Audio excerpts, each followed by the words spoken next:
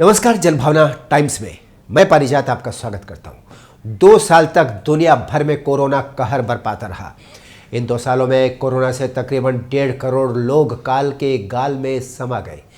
Corona का डर इतना तारी हो गया था कि दुनिया भर में जीना भारी हो गया था। लॉकडाउन की नौबत आ गई थी। लोग अपने अपने घरों में कैद होकर रह गए थे। लोगों को घर में रहते हुए भी डर लगता रहा कि कोरोना ना हो जाए, एक की वजह से पूरा परिवार परेशानी में ना पड़ जाए। आज भी उस दौर की याद करके लोग सिहर उठते हैं। लेकिन क्या आपको पता है, कोरोना से भी ज़्यादा जानलेवा एक और चीज़ है जो आज के युग का खरदूषण है, वो है प्रदूषण। प्रदूषण के ताज़ा आंकड़े चौंकाने वाले हैं। लांसेट कमीशन की ताज़ा रिपोर्ट बताती है कि 2019 में हुई 90 लाख मौतों का संबंध किसी न किसी रूप में प्रदूषण से था। इनमें से 75% मौतों के लिए अकेले वायु प्रदूषण जिम्मेदार रहा। हम समझे थे 90 लाख मौतों कोरोना की वजह से हुई, प्रदूषण की वजह से हुई। दुनिया के कुल मौतों का 16% था ये। दूसरे शब्दों में कहें तो हर छठी मौत प्रदूषण के कारण हुई। द लांसेट की जो आज बुधवार को रिपोर्ट प्रकाशित हुई है, उसके अनुसार घरेलू वायु प्रदूषण और जल प्रदूषण के कारण होने वाली मौतों की संख्या में गिरावट आई है, लेकिन इंडस्ट्रियल पॉल्यूशन जैसे वातावरणीय वायु प्रदूषण और रासायनिक प्रदूषण से जुड़ी मौतों की तादाद बढ़ी है। 90 लाख मौतों में से 67 लाख मौतें अकेले वायु प्रदूषण के कारण हुई हैं। जल प्रदूषण की वजह से 13.60 लाख मौतें हुई हैं। सीसा की वजह से 9 लाख मौतें हुई हैं और पेशे संबंधी विषैले संपर्क के कारण 8.70 लाख मौतें हुई, यानी 8,70,000 लोग मारे गए। साल 2000 के बाद से परंपरागत प्रदूषण जैसे ठोस ईंधन के इस्तेमाल के कारण घर के अंदर उत्पन्न होने वाला वायु प्रदूषण और दूषित पानी की वजह से होने वाली मौतों में गिरावट देखी गई है, और ये वाली गिरावट सबसे ज़्यादा अफ्रीका के देशों में देखी गई। रिपोर्ट में पाया गया कि 9 मिलियन मौतों में से 3 मिलियन मौतें वायु प्रदूषण के कारण हुई है। विशेषज्ञ बताते हैं कि जल प्रदूषण के कारण 13 लाख लोग समय से पहले ही मारे गए। सीसे के कारण 9 लाख मौतें हुई हैं और जहरीले व्यावसायिक खतरे, सफाई एजेंटों, पारा, कीटनाशकों के कारण 8,70,000 लोग मरे हैं। आधुनिक प्रदूषणकारी तत्वों की वजह से पिछले 2 दशकों के दौरान मौतों का आंकड़ा 86% बढ़ा है।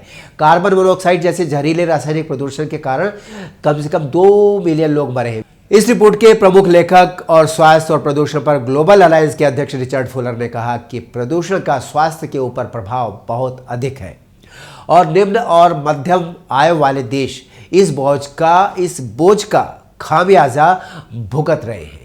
यानी कि जितने भी इसके शिकार हो रहे हैं, निम्न और मध्यम वर्गीय देश हो रहे हैं।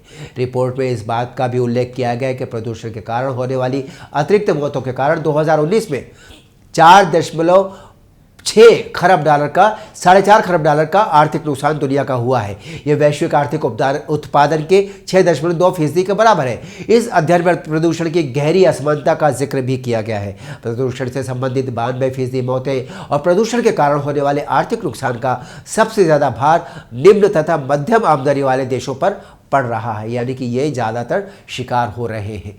अध्ययन के लेखकों ने इस संकट से निपटने के लिए उपाय सुझाए।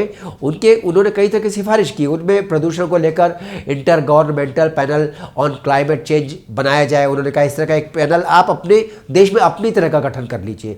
बेहतर प्रदूषण निगरानी और डाटा संग्रह उपकरण का इस्तेमाल करने को कहा गया। इसके अलावा अंतर्राष्ट्रीय संगठनों को भी प्रदूषण के लिए विज्ञान और नीति के बीच बेहतर संपर्क स्थापित करने की ज़रूरत पर बल दिया गया। इंटरनेशनल कोऑर्डिनेशन बेहतर होना चाहिए हर कंट्री के साथ, जो कि पर्यावरण पर, प्रदूषण पर कार्य करे। रिपोर्ट के प्रमुख लेखक रिचर्ड फुलर ने कहा कि प्रदूषण के कारण सेहत पर पड़ने वाले प्रभाव बहुत बड़े हैं, बहुत महत्वपूर्ण है, बहुत घातक हो सकते हैं। निम्न और मध्यम आय वाले देशों को इनका सबसे ज़्यादा बोझ उठाना पड़ रहा है। स्वास्थ्य, समाज और आर्थिक प्रभावों के बावजूद प्रदूषण नियंत्रण के मुद्दे को अंतर्राष्ट्रीय विकास एजेंडे से आमतौर पर अनदेखा कर दिया जाता है। आमतौर पर इसको नगण्य माना जाता है, इसको महत्व नहीं दिया जाता है।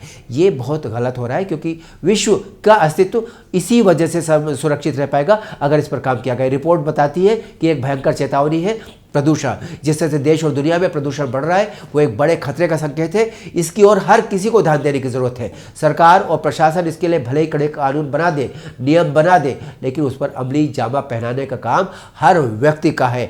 दुनिया और देश के हर नागरिक का ये जिम्मेदारी है कि वो पानी बचाए और पेड़ लगाए, क्योंकि धरती अपनी है, ये देश अपना है। ऐसे में हमारी जिम्मेदारी कि हम सब मिलकर इस प्रदूषण को काबू में करें और अपने पर्यावरण को सशक्त करें ताकि हमारा अस्तित्व सुरक्षित रह सके। इसके लिए हमें अधिकतम पेड़ लगाने होंगे और ज़्यादा से ज़्यादा जल बचाना होगा। ये हर नागरिक की जिम्मेदारी होगी।